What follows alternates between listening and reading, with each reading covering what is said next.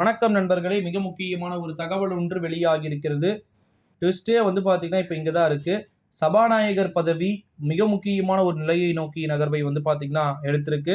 ஆட்சியை பகிரங்கமாக கலைத்து விடுவேன் அப்படின்னு சொல்லிட்டு சந்திரபாபு அவர்கள் கூறியிருக்கிறாரா?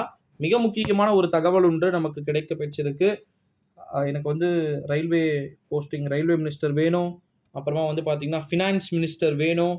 மெடிக்கல் மினிஸ்டர் ஹெல்த் மினிஸ்டர் வேணும். அப்புறமா வந்து பார்த்தீங்கன்னா, ஜல் சக்தி அந்த துறை மினிஸ்டர் வேணும். அப்புறமா வந்து பார்த்தீங்கன்னா, வாட்டர் ஸ்போர்ட்ஸ் மினிஸ்டர் அதாவது நீர்வளத்துறை அமைச்சர் வேணும். இப்படியெல்லாம் கேட்டாங்க. ஆனா குடுத்தது என்ன தெரியுமா? நீ போயிட்டு ஃப்ளைட் மினிஸ்டரா போன்னு சொல்லிட்டு விமான போக்குவரத்துக்கு மினிஸ்டரா வந்து மாத்திட்டு, பெருசாலாம் 6 சீட் கேட்ட இடத்துல 2 தான் குடுத்துருக்காங்க. சரி இதெல்லாம் ஓகே சொல்ட்டாங்க. ஏன்னா, சபாநாயகர் சீட்ட என்கிட்ட குடுத்துருங்க அப்படின்னு சொல்லிட்டு சந்திரபாபு நாயுடு வந்து கேட்கிறார். சும்மா விடுவாரா? இங்க எப்படி வந்து பார்த்தீங்கன்னா, பாட்டாளி மக்கள் கட்சி ஒரு முறையும் ஒரு வருடமும் வந்து பார்த்தீங்கன்னா, மாறி மாறி கூட்டணியை வைத்துக் கொள்கிறார்களோ, அதேபோல பீகார் மாநிலத்தின் தற்போதைய முதலமைச்சரா இருக்கக்கூடிய நிதிஷ்குமாரும் அதே கேரக்டர் தான். ஃபர்ஸ்ட் டைம் வந்து காங்கிரஸ்ல இருந்தார். அப்புறம் பிஜேபிக்கு போனார். மறுபடியும் காங்கிரஸ் வந்தார். இப்ப மறுபடியும் பிஜேபியில இருக்கார்.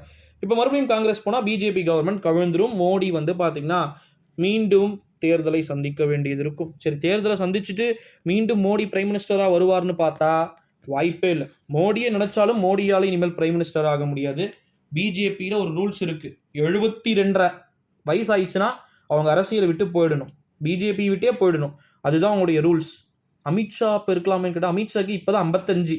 பட் எப்படி இருக்காரு ஒரு 65 அது மாதிரி. அமித்ஷா அடுத்த தலைவரா ஆகலாம். மோடிக்கு 71 1/4 ஆயிருச்சு. இன்னும் ஒரு வருஷம் தான் அவர் வந்து பார்த்தீங்கன்னா பிரைம் மினிஸ்டரா இருக்க முடியும். மோடியே இருந்தாலும் கூட. ஸோ அது வந்து பிஜேபியில அறிவிக்கப்படாத ஒரு விதி. அவங்க அப்படி கிரியேட் பண்ணிட்டாங்க.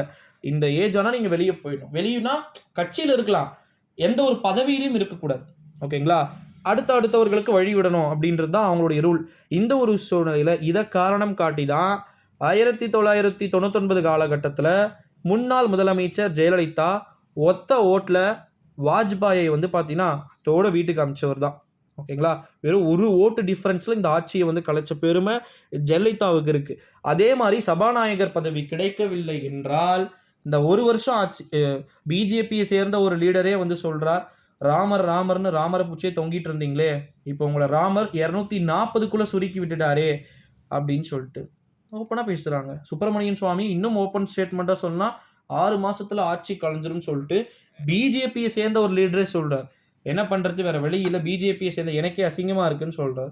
ஸோ அவ்வளோதான். இன்னும் 6 மந்த் தான். அதுக்கு மேல கண்டிப்பா வந்து கன்டென்ட்டுக்கு பஞ்சம் இருக்காதுன்னு நினைக்கிறேன்.